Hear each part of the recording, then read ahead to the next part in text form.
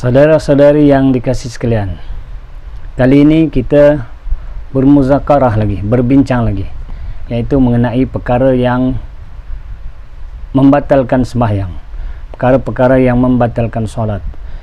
Perlu kita ketahui apa perkara yang membatalkan solat atau sembahyang kita, kerana kalau kita tidak mengetahuinya, walaupun mak cakap kita dah bersembahyang selama 50 tahun, 40 tahun, 30 tahun, 20 tahun, 10 tahun, kita dah solat, tetapi kalau kita tidak mengetahui dengan pasti, kita tidak mengetahui dengan hakiki atau dengan kata yang lain, kita jahil tentang perkara yang membatalkan solat kita, maka ditakuti solat kita itu sia-sia. Kerana mungkin kita telah melakukan sesuatu perkara yang membatalkan solat, tapi kerana tidak ada dalam pengetahuan kita, kita meneruskan solat kita, sebenarnya solat itu dah batal. Jadi untuk kita menghilangkan kejahilan tentang perkara yang membatalkan solat, mari kita berbincang, mari kita muzakarah, mari kita ikuti kuliah ini. Moga-moga selepas ini kita akan dapat pengetahuan tentang perkara yang membatalkan solat, atau mentahkikkan lagi pengetahuan kita. Ya, mari sama-sama kita ikuti kuliah ini.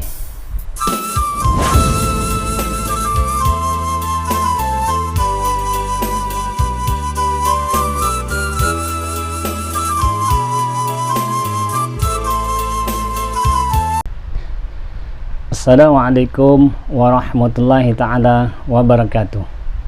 Bismillahirrahmanirrahim. Ilahi anta maqsudi waridaka matlubi. Alhamdulillahi rabbil alamin.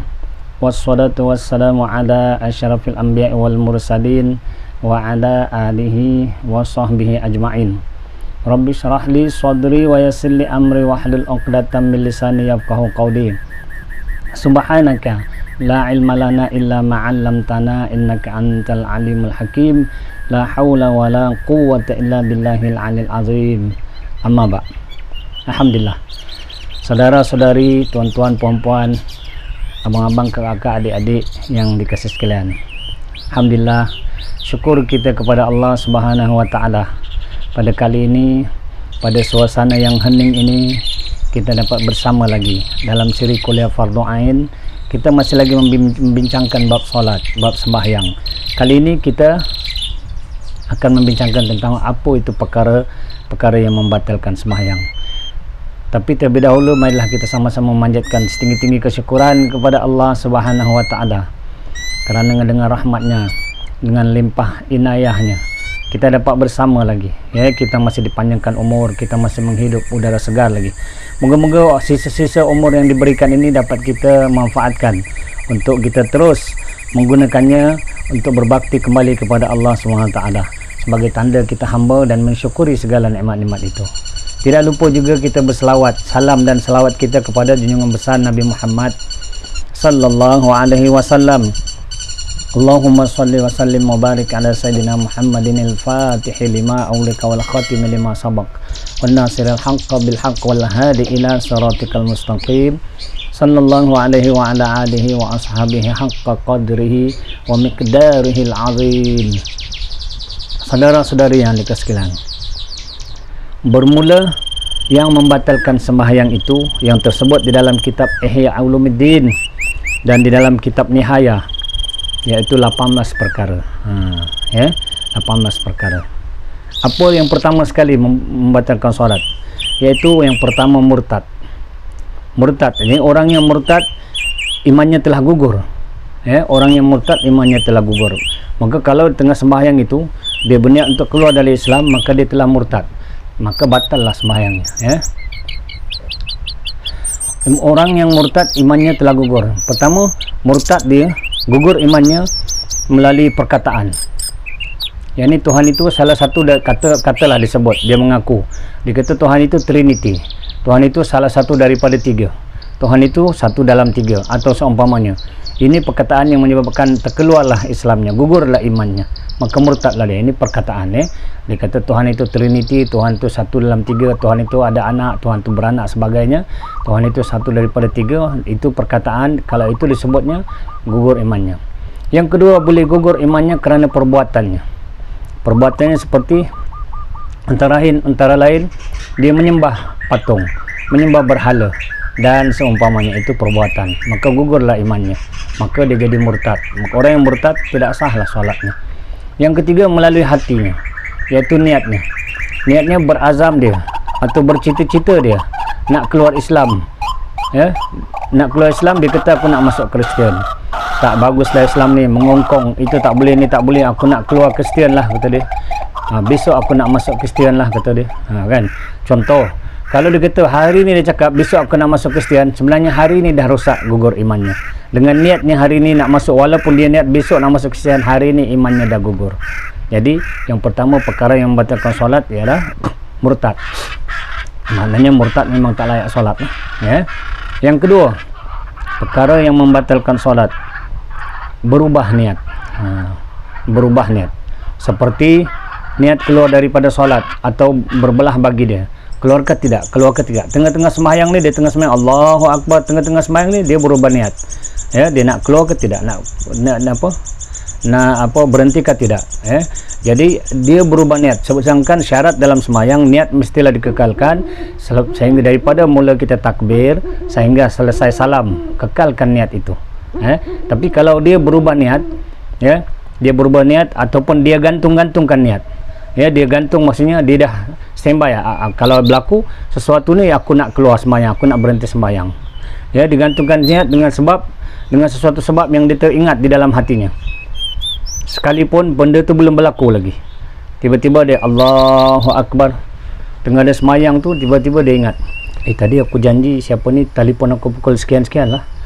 Dia kena telefon aku, contoh, kena telefon aku pukul 12 atau pukul 1, contohlah tengah hari kan, Zuhur.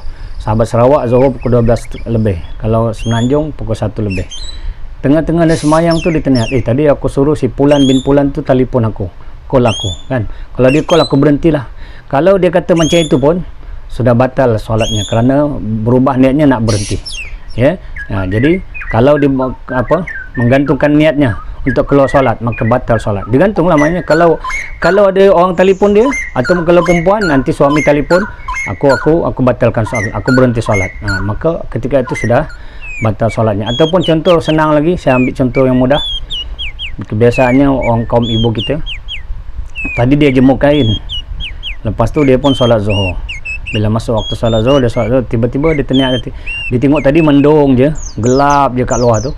Tengah dia solat Zuhur, kalau hujan nanti aku berhenti solat. Waktu itu sudah batal solatnya, kerana sudah berubah niat. Ya, faham ke faham ni. Mesti niat itu dikekalkan daripada angkat takbir sehinggalah selesai salam. Niat itu dikekalkan bahawa dia nak kerjakan solat. Tidak boleh berubah niat untuk berhenti solat. Ya? Kalau dia berubah niat, kalau hujan nak berhenti, kalau hujan aku nak berhenti solat, maka batallah solatnya. Dari mula dia teringat dalam hatinya hujan turun. Faham ke faham? Tiba-tiba dia teringat, aku janji kawan aku tadi dia nak call aku lah, tengah sembahyang ni. Tiba-tiba dia ingat, siapa ni kawan aku nak call aku. Kalau dia call, aku berhenti. Waktu dia teringat saja kalau call berhenti, ketika itu batal lah solatnya. Faham? Jadi ini selalu ni berlaku pada kita ni. Kalau kita tak ada ilmu, tak tahu macam mana. Jadi ini antara perkara yang disebut dalam kitab Ihya Ulumuddin, perkara yang membatalkan solat. Yang kedua, berubah niat. Artinya niat kita kena jaga, jangan berubah waktu kita sedang solat. Ya. Jadi bagaimana kalau benda itu berlaku, tiba-tiba terniat nak berhenti, maka kita memang kena berhentilah solat. Sebab apa? Kita perlu kena ulang semula solat kita, dan kita buang segala ingatan. Tak peduli hujan ke, tak peduli ada orang telefon ke, ini contoh, dan banyak lagi contoh-contoh lain lah kan. Kita tetapkan, aku nak solat sampai habis, aku tak akan berhenti. Jangan niat nak berhenti.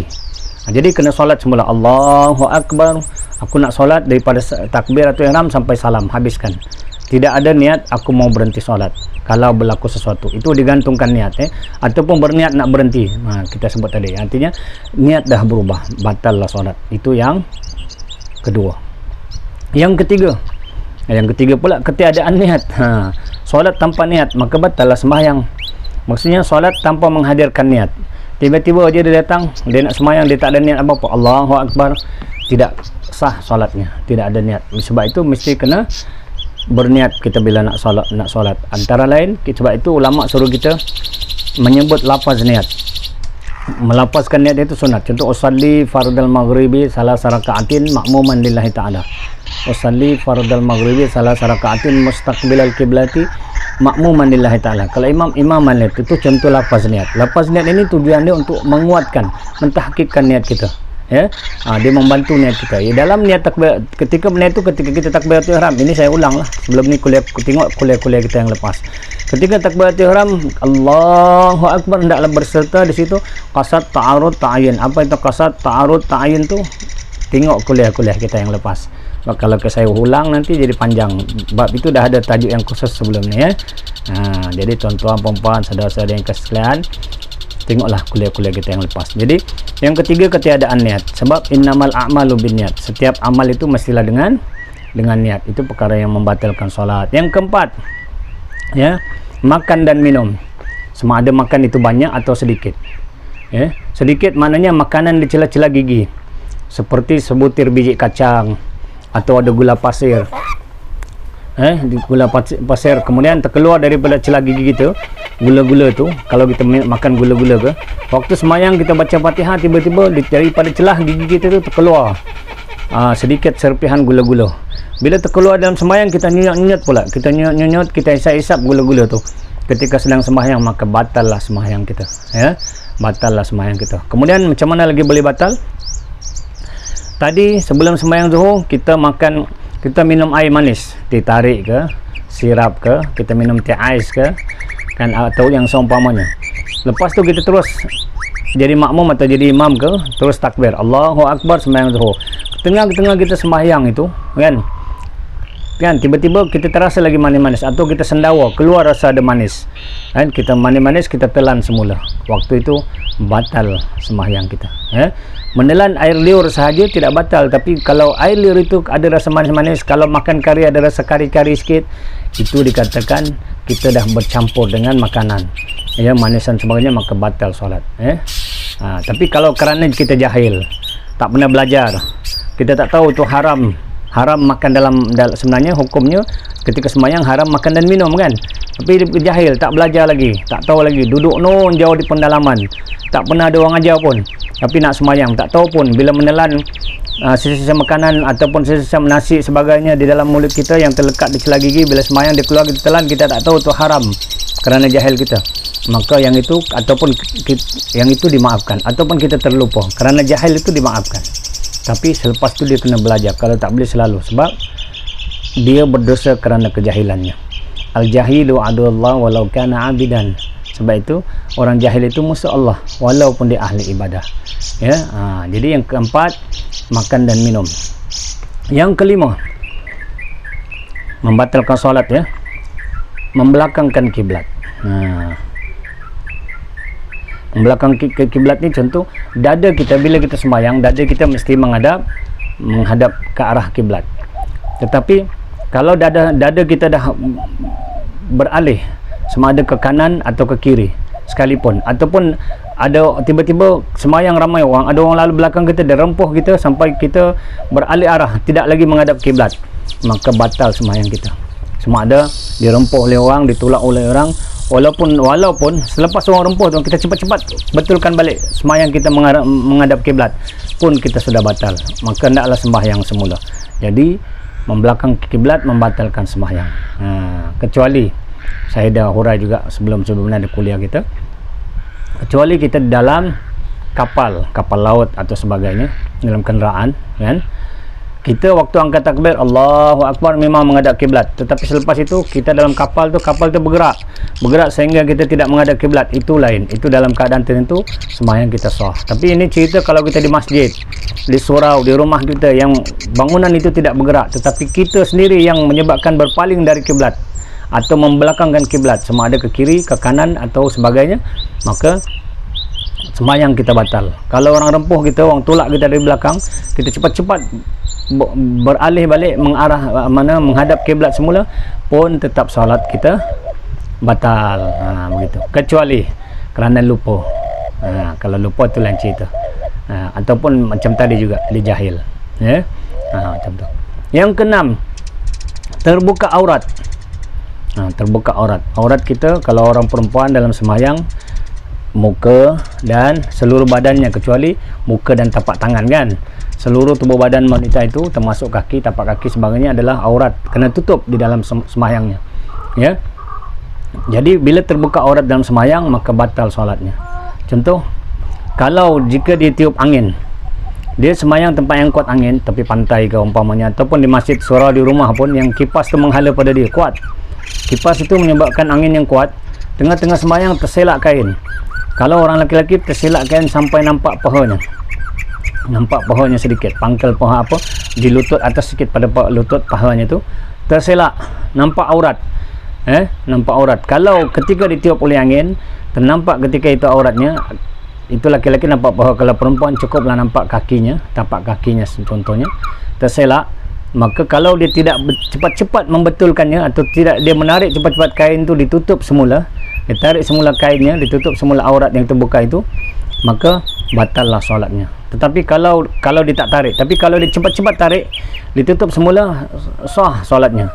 Kadar menarik cepat itu ialah, kata ulama, sekadar tamak ninah. Apa dia? Sekadar tamak ninah. Apa itu tamak ninah? Dulu pun kuliah lepas kita dah belajar. Tamak ninah itu maksudnya sekadar berdiam seketika. Kadar diam seketika itu macam mana? Ulama kata sekadar menyebut subhanallah. Nah, itu kadar tamak ninah. Jadi kalau ditiup oleh angin je, kita sempat tarik balik kain kita, kita tutup balik kadar tamak ninah subhanallah tu, maka sah solat kita. Sah solat kita. Tapi kalau berulang-ulang, tapi kalau berulang-ulang batal solat. Berulang-ulang, kita dah tutup, angin tiup lagi terbuka lagi, kita tahu yang itu 3 kali bergerakan berturut-turut pula tu, maka batal solat. Maka elok kita sembahyang perlahankan kipas, atau sembahyang di tempat yang angin tidak kuat, yang menyebabkan tidak terbuka aurat kita. Kemudian bagaimana pula keadaan kita tengah sembahyang, tiba-tiba ada kawan kita datang, dia lama tak nampak kita, tak jumpa kita. Bila dia tengok kita, dia excited ataupun dia gembira sangat. Dia lama tak nampak kita. Pulan bin Pulan, kita tengah semayang ni, dia punya rindu kat kita tu, kawan baik kita kan. Contoh tiba-tiba dia gurau-gurau kita, diselak kain kita. Contoh, kalau orang yang selak bukan angin, batal solat walaupun ditutup semula. Ataupun kadang-kadang kita ada anak, anak kecil lagi yang umur 1 tahun 2 tahun yang dah pandai berjalan, kita tengah-tengah semayang diselak kain kita, tengah sujud ke, tengah berdiri ke, tengah rukuk ke, diselak kain kita. Ini pun juga menyebabkan batal sembahyang kita. Dibuka oleh orang, tak kira siapa, batal sembahyang. Buka oleh angin, dibuka oleh kanak-kanak ke, kalau cucu-cucu kita ke, atuk dan nenek kan biasa suka main dengan cucu. Tengah main cucu, tiba masuk waktu, dia letak cucu kat tepi, dia pun ambil duduk, semua siap sembahyang menghadap kiblat, cucu masih ada kat situ. Tengah sembahyang, cucu datang singkap kain dia, terbuka auratnya, maka batal solatnya. Ataupun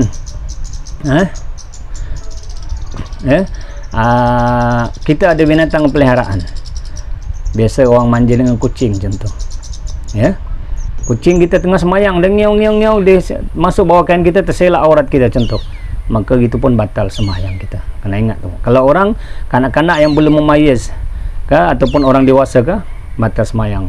Kalau binatang peliharaan contoh kucing, ada setengah orang buat binatang peliharaan dia monyet. Monyet lagi bijak juga, tengah kita sembahyang dia manyang kita, dia selak-selak kain kita, batal lah solat kita walaupun ditutup segera. Yang boleh ditutup segera tadi kita ulang lagi, kalau ditiup angin. Kalau angin tiup, cepat-cepat kita tutup, itu boleh sembahyang kita sah. Tapi kalau orang yang buka, kanak-kanak buka, binatang peliharaan kita yang buka orang kita, batal solat kita walaupun kita tutup dengan segera. Ini kata ulama. Tersalah selak pun sama juga, tersalah selak pun sama hukumnya, batal solat. Tersalah selak, tak sengaja, kita sendiri pula selak aurat kita contoh.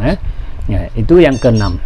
Yang keenam, yang pertama murtad, yang kedua berubah niat, yang ketiga ketiadaan niat, yang keempat makan dan minum, yang kelima membelakangkan kiblat atau tidak menghadap kiblat, beralih arah dari kiblat, yang keenam terbuka aurat, yang ketujuh melangkah 3 langkah berturut-turut, sama ada sengaja atau terlupa, batal sembahyangnya. Itu yang ketujuh. Yang ketujuh melangkah 3 langkah berturut-turut, sama ada sengaja atau tidak, batal sembahyangnya. Kemudian yang ketujuh, contoh tengah-tengah kita berjalan, tengah kita sembahyang tu, kita nak bergerak-gerak pula, kita boleh langkah. Kalau terpaksa mengalihkan tempat kita sembahyang tu, mungkin ada sebab tertentu, kita berlangkah, tapi tidak boleh 3 kali berturut-turut. hendaklah satu kali langkah berhenti sekejap, sekadar tamak nina subhanallah, bergerak lagi sekali, yang kedua subhanallah, sekadar tamak nina, bergerak lagi sekali. Mana 3 kali langkah ke mana-mana pun, ke kiri atau ke kanan, kerana mungkin di masjid atau di surau sebagainya, mungkin kita semayang depan pintu, orang lalu lalang, kita tak selesa menghalang orang, kita bergerak sedikit boleh, tetapi tidak boleh melangkah yang berturut-turut sampai 3 kali. Itu dia yang ketujuh, ya. Faham ke faham? Tak ada pilihan, kena faham juga, ya. Yang ke-8, memalu, kata dalam kitab, bahasa kitab, ya, memalu 3 palu berturut-turut. Memalu maksudnya memukul. Memalu 3 kali berturut, maksudnya memukul, yang menggerakkan seluruh badan, ya, ataupun menendang dengan kuat pun termasuk juga. Menendang dengan kuat termasuk juga. Memalu, memukul, kita bergerak anggota besar kita, maka batal. Bergerak-gerak satu anggota dengan 3 gerak yang sangat berturut-turut, maksudnya walaupun dalam keadaan lupa, bergerak-gerak 3 kali, batal sembahyang. Walaupun lupa, tiba-tiba gerak tangan kita, tiba-tiba kaki kita gerak 3 kali berturut-turut, maka batal sembahyang kita, ya. Itu dia. Jadi tadi memalu 3 palu berturut. Yang ke-8, yang ke-9, bergerak-gerak satu anggota dengan 3 gerak yang sangat-sangat berturut-turut. Mana lebih kurang, memukul pun menggerak-gerak anggota pun batal. Jadi ulama ni dipecahkan. Sebenarnya kalau kita memukul tu bergeraklah anggota kita, tetapi dipecahkan, memukul tu satu perkara yang membatalkan solat, bergerak-gerak anggota pun satu perkara yang membatalkan solat. Jadi yang ke-7, melangkah 3 langkah berturut-turut, bergerak juga. Yang ke-8, memalu 3 palu berturut-turut, maknanya memukul 3 kali berturut-turut, bergerak juga. Yang ke-9, bergerak-gerak satu anggota dengan 3 gerak yang sangat-sangat berturut-turut. Jadi di sini kita kena faham, ya. Bila menggerakkan anggota walaupun lupa 3 kali berturut-turut, batal sembahyang. Tetapi kena ingat, anggota yang dikira batal sembahyang itu ialah anggota badan yang besar. Ulama kata apa dia? Anggota badan yang besar. Yang pertama tangan. Tangan lah, tangan kita ni. Ini dikatakan anggota besar. Yang kedua kaki. Kaki kita, Yang ketiga kepala. Kepala kita ni keseluruhan ni dianggap anggota besar. Yang keempat bahu kita. Bahu kita dianggap besar. Ada orang sembahyang dia suka gerak-gerakkan bahu, kan? Macam tu. Kemudian setengah ulama kata lagi anggota besar tu rahang. Rahang kita kalau kita bercakap-cakap mengangang-angang dia bergerak besar. Maka itu macam dianggap itu anggota yang besar. Anggota yang besar itu tangan, kaki, kepala, bahu dan rahang. Ingat tu.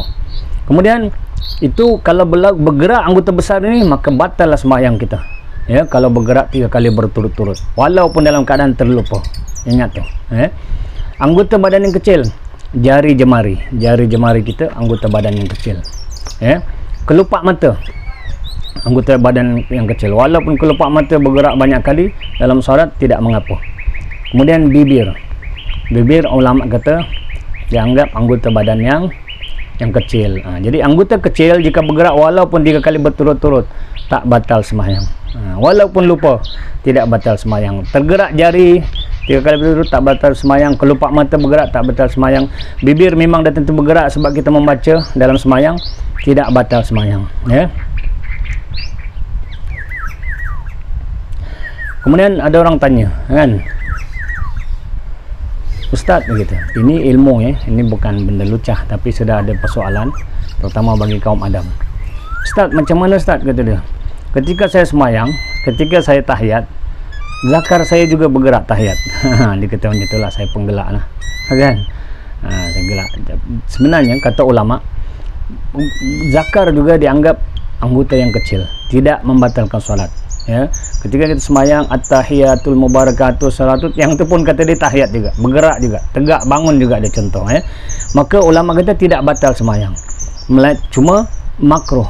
Dia itu bergerak makruh kata setengah ulama, tapi semayang tidak batal. Ini hukum. Coba orang dah tanya dan kena faham. Ini untuk orang lelaki lah khususnya, kan. Kalau bergerak zakarnya ketika sembahyang tidak batal sembahyangnya, melainkan bergerak zakar itu jatuh makruh hukumnya.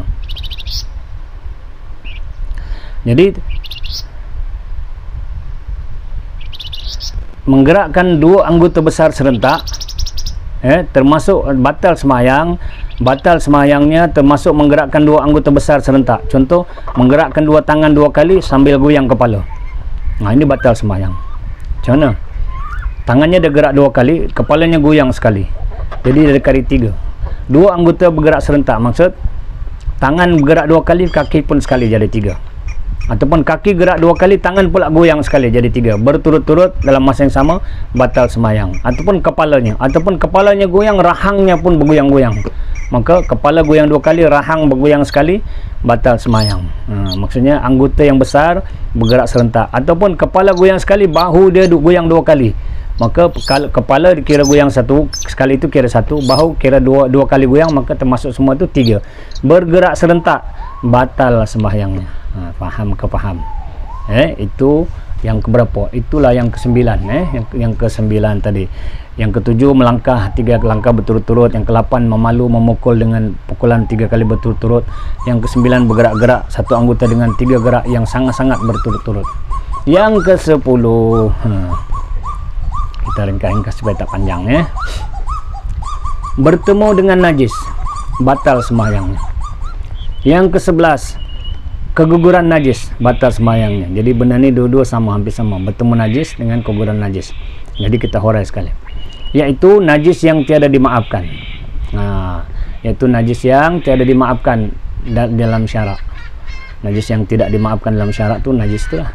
Najis mukhaffafah, mutawasitah, mughallaza, kata najis tu, Tapi ada juga najis yang dimaafkan. Antara najis yang dimaafkan itu seperti darah binatang yang kecil, seperti semut, darah lalat, darah pijat, ataupun nanah, sedikit nanah, ataupun darah bisul yang sedikit, ataupun darah kudis, ataupun darah jerawat yang sedikit, itu dimaafkan. Jadi contoh macam mana kita semayang bertemu dengan najis atau keguguran najis. Tengah-tengah ataupun sedang kita solat, ketika rukuk terlihat kuning-kuning di kain kita. Ini maknanya bertemu dengan najis. Tengah kita semayang tengok kuning-kuning di kain kita atau di jubah kita. Kan kita tengok, dan bila kita nampak tu benda kuning tu, kita pasti itulah najis. Najis maaf cakap tai orang ke, tai orang ke, tai binatang ke, kuning-kuningan. Banyak pula tu, itu termasuk dalam golongan najis yang tidak dimaafkan. Ketika kita semayang melihat di kain kita ada benda najis tu, maka waktu itu batal semayang kita. Batal semayang kita. Kemudian keguguran najis. Keguguran najis macam mana? Jatuh najis pada badan atau pakaian. Jatuh najis pada badan atau pakaian. Tiba-tiba ada jatuh najis tu pada badan kita, pada pakaian kita.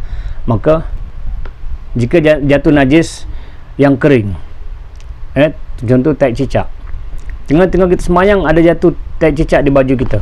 Jika tai cicak itu kering, kemudian segera kita buang dengan kita kebas-kebaskan baju, mana kita tak sentuh najis itu, tapi kita pegang kain baju kita, kita kebas-kebaskan supaya najis yang kering itu jatuh. Maka kata ulama, perbuatan itu tidak membatalkan solat. Tapi dengan syarat, mestilah juga perbuatan itu sekadar tamak ninah. Sekadar sekejap, itu sekadar menyebut subhanallah. Jatuh je, kita nampak je tai cicak jatuh kat kopiah kita ke. Kalau laki-laki jatuh kat kopiah, terus kita gerakkan tangan campak kopiah kita, tercampak ke serban kita buang cepat-cepat, kan? Itu tidak batal solat kita. Itu yang campak tu kalau contoh tai cicak tu basah. Tai cicak basah kita tak boleh goyang-goyangkan kopiah atau kain-kain kita, dia boleh tanggal, tapi melainkan kita kena buka kopiah kita. Kalau dalam baju, kalau kena kat baju, tak boleh buka baju waktu tu, batal solat kita. Hendaklah solat semula, tukar baju, begitu. Jadi yang ke-11 keguguran najis, yang ke-10 bertemu dengan najis, yang ke-11 keguguran najis. Jika jatuh najis kering kemudian segera dibuang, tidak batal solat. Kadar membuang tadi itu kadar tamak nina subhanallah. Kalau melepasi kadar tamak nina tadi, kadar tamak nina, kadar subhanallah tu, mana kita nak buang tu lambat. Subhanallah kan sekejap je. Subhanallah 1 saat, 2 saat. Subhanallah kita terlebih sampai 3-4 saat kadar tamak nina itu, maka batal sembahyang kita. Yang mesti sekadar itu saja waktu nak buang tu. Begitu. Kemudian yang ke-12, perkara yang membatalkan solat. Sikit lagi, nak berhenti dah. Sabar Perkara yang membatalkan solat yang ke-12, berkata-kata dua huruf yang zahir. Berkata-kata dua huruf yang zahir. Yang ke-12. Yang ke-13, berdehem-dehem. Yang ke-14, mengerang-ngerang. Yang ke-15, menangis-nangis. Yang ke-16, tergelak-gelak, terketawa-ketawa dalam sembahyang. Yang ke-17, menghembus-hembus. Dan yang ke-18, berbuat perbuatan sembahyang serta sunyi daripada wuduk. Ini dalam kitab sebut. Demikianlah yang membatalkan solat yang kita hurai. Dan ke-12, berkata-kata dua huruf. Macam mana tu? Maksudnya bercakap atau berkata-kata dengan sengaja, padahal dia mengetahui bahawa bercakap di dalam sembahyang itu haram. Cakap dengan sengaja tapi tahu bercakap dalam sembahyang itu haram, maka batal sembahyangnya. Bercakap dengan dua huruf berturut-turut walaupun tak dipahami, batal sembahyangnya, batal solatnya. Dua huruf yang tidak dipahami pun tetap batal sembahyang. Tapi kalau sebut satu huruf yang kita faham tapi tidak berturut-turut, kita sebut huruf itu tidak berturut-turut, itu tidak batal. Tapi kedua huruf yang bercakap dengan dua huruf berturut-turut walaupun tidak dipahami, batal. Contoh, kalau huruf Rumi, A B betul-betul A B. Kalau Jawi, contoh disebut alif ba, betul-betul alif ba. Tapi kalau dia sebut itu tidak betul-betul, disebut alif, dia diam, ba, ta, kan, tidak batal solatnya walaupun banyak. Tidak membatalkan solat kerana dia bukan ucapan, tidak memberi makna, contoh. Tapi kalau dia memberi makna, maka batal. Mengucapkan satu huruf tidak membatalkan solat walaupun dengan sengaja. Mengucapkan satu huruf tidak membatalkan solat, tidak membatalkan sembahyang walaupun dengan sengaja. Faham ni? Tetapi dengan tiga keadaan. Dengan tiga keadaan. Satu huruf ni. Pertama, satu huruf yang dibaca panjang ada mat. Mengucapkan satu huruf yang membatalkan solat walaupun dengan sengaja kecuali dalam tiga keadaan. Kalau disebut satu huruf tu ada mat. Huruf mat ni iaitu huruf alif, waw, ya, huruf mat. Mana huruf yang dengan adanya alif, dengan adanya waw, dengan ya tu, huruf itu jadi sebutannya jadi panjang, ada mat. Kurang 2 harakat. Walaupun satu huruf, maka batal solatnya. Contoh huruf alif disebut alif kan bunyinya ataupun alif, panjang disebut, ataupun sebut ya, ataupun waw, sebutannya panjang melebihi 2 harakat ataupun 2 harakat, maka batal solatnya walaupun satu huruf. Yang kedua, menyebut satu huruf tidak membatalkan solat walaupun dengan sengaja. Tetapi yang kedua, keadaan yang kedua ni boleh batal solat, iaitu satu huruf yang ada makna. Kena ingat, ada huruf tak ada makna tapi ada satu huruf bermakna. Satu huruf yang ada makna seperti huruf qaf. Huruf qaf disebut qi. Satu huruf je, qaf je, tapi bunyinya qi. Kalau sebut qi, maka batal sembahyang kerana qi itu maksudnya pelihara lah, atau kawal lah, atau jaga. Qi ataupun disebut i, ataupun i itu huruf ain and i, maka maksudnya beri perhatian. Ataupun sebut fi, fa itu satu huruf tapi bila sebut fi maksudnya tepatilah, ada maknanya. Ataupun sebut lam, li itu pimpinlah, begitu maksudnya. Maka kalau satu huruf itu membawa makna walaupun satu huruf, batallah sembahyang. Faham ke faham ni? InsyaAllah faham. Mengucapkan satu huruf dengan niat bermain-main, maka batal sembahyang. Niat nak main-main je, saja dalam sembahyang nak main-main, maka batal. Jika dia lupa atau tidak tahu hukum haramnya, dia baru belajar atau berada jauh dari orang yang belajar, dia ni memang tak ada orang ajar, dia tak tahu dia nak sembahyang, maka orang seperti ini dimaafkan. Jika dia berkata sedikit, iaitu kata ulama kan, kata ulama pengarang Zainuddin Talib itu, apa nama ni, Mufti Brunei, ada menulis dalam kitab dia Zainuddin Talib, ataupun perhiasan penuntut. Dia kata kalau dia jahil, duduk jauh, dia belum belajar lagi, dimaafkan dia kalau dia bercakap dalam keadaan 4 perkataan. 4 perkataan. 4 perkataan boleh. Bagi orang yang betul-betul tak faham, tak pernah masuk sekolah, tak belajar, tak dengar kuliah, tak tengok YouTube, tak tengok apa pun, maka pada dia dibenarkan. Maknanya dimaafkan dia bercakap 4 perkataan itu kerana kejahilannya. Tapi kena ingat, ibadah itu al-jahilu adullah walau kana abidan, tidak sempurna ibadahnya kerana kejahilannya.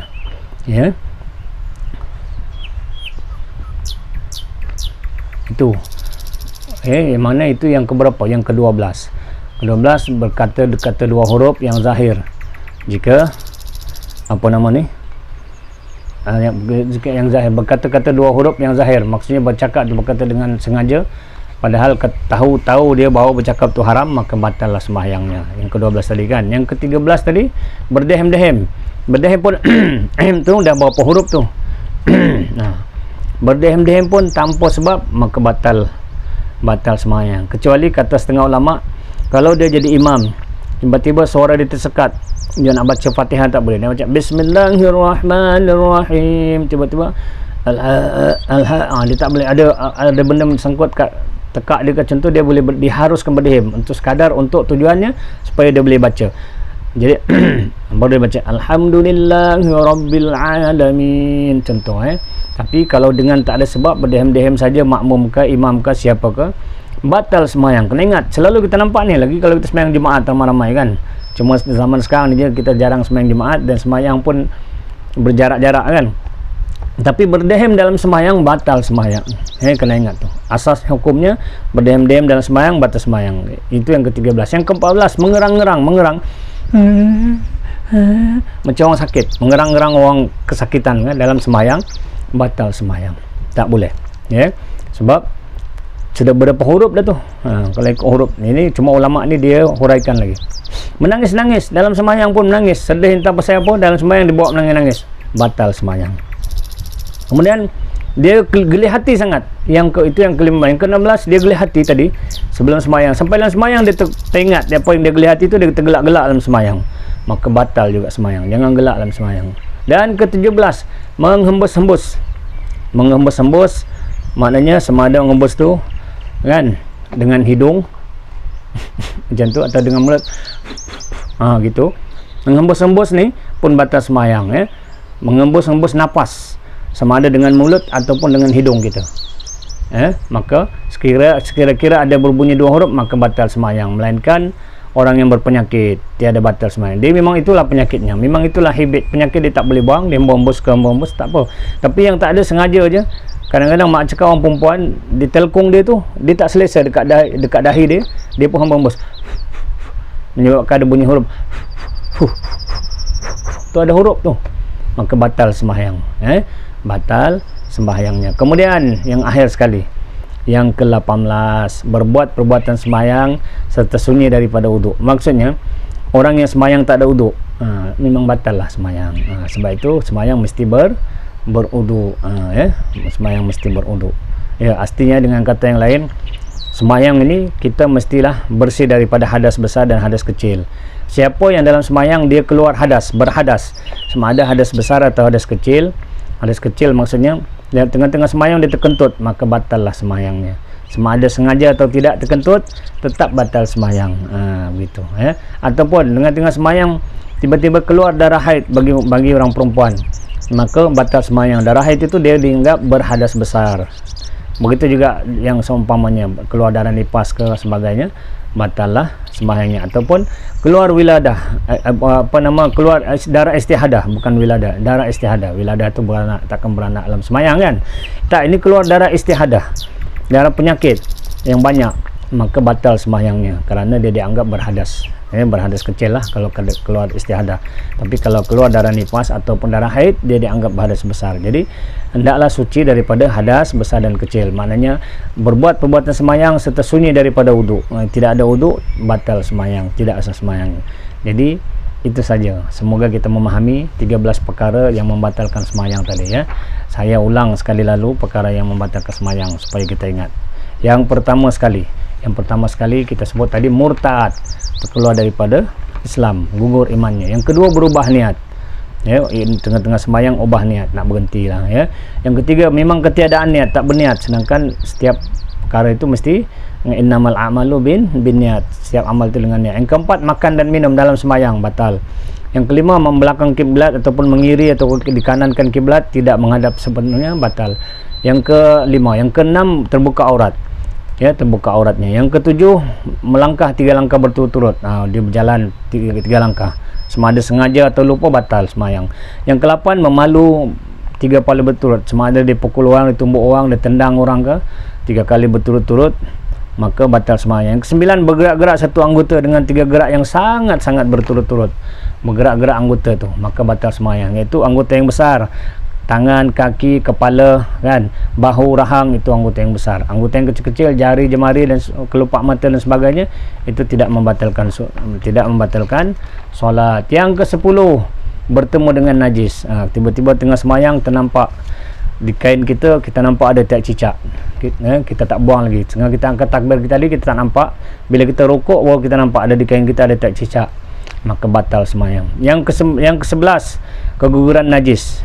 Keguguran najis tidak dibuang segera dengan kadar tamak nina. Jatuh tak cicak dekat kopiah, jatuh tak cicak dekat baju, dekat telkong, tidak dibuang dengan segera, maka batallah solatnya, ya. Itu yang ke-11. Yang ke-12, berkata-kata 2 huruf yang zahir tadi. 2 huruf yang zahir, satu huruf pun kalau memberi makna, batal juga sembahyang, ya. Sedangkan dia tahu berkata-kata itu hukumnya haram di dalam sembahyang. Tidak ada bahasa lain dalam sembahyang melainkan bacaan di dalam sembahyang itu. Yang ke-13, berdehem-dehem. Kita sebut tadi berdehem-dehem batal sembahyang. Yang ke-14, mengerang-ngerang macam orang kesakitan, batal sembahyang. Yang ke-15, menangis-nangis, tiba-tiba sedih pula dia, menangis pula dia, putus cinta ke apa ke tak tahulah, kan, batal sembahyang. Yang ke-16, dia seronok sangat sampai dalam sembahyang pada tergelak-gelak, batal sembahyang. Yang ke-17, menghembus-hembus dengan napasnya, sama ada melalui lidah atau hidung berulang-ulang, batal sembahyang. Yang ke-18, berbuat perbuatan sembahyang serta sunyi daripada wuduk. Mana sembahyang tanpa wuduk. Jadi ulama kata demikianlah yang membatalkan solat, yang membatalkan sembahyang. Moga-moga kita faham, moga-moga tahqiq kefahaman kita, mengurangkan kejahilan kita, ya. Buatlah catatan, insya-Allah. Moga-moga bukankah mencatat itu adalah lebih baik, sebaik-baik ingatan adalah dengan mencatat, membuat catatan. Jadi itu saja daripada saya. Kalau ada salah silap itu kelemahan iman saya, kelemahan ilmu saya mohon ampun dan maaf. Tapi kalau ada kebaikannya, terimalah, ya. Kita akhiri kuliah kita kali ini dengan baca tasbih kifarah dan surah Al-Asri. Bismillahirrahmanirrahim. Subhanallah wa bihamdihi, subhanakallahumma wa bihamdika, asyhadu an la ilaha illa anta wa nastaghfiruka wa natubu ilaik. Bismillahirrahmanirrahim. Wal asri innal insana lafi khusr illal ladzina amanu wa amilus solihati wa tawassaw bil haqqi wa tawassaw bis sabr. Sekian, ampun maaf. Ilahi anta maqsudi wa ridhaka matubi. Assalamualaikum warahmatullahi taala wabarakatuh.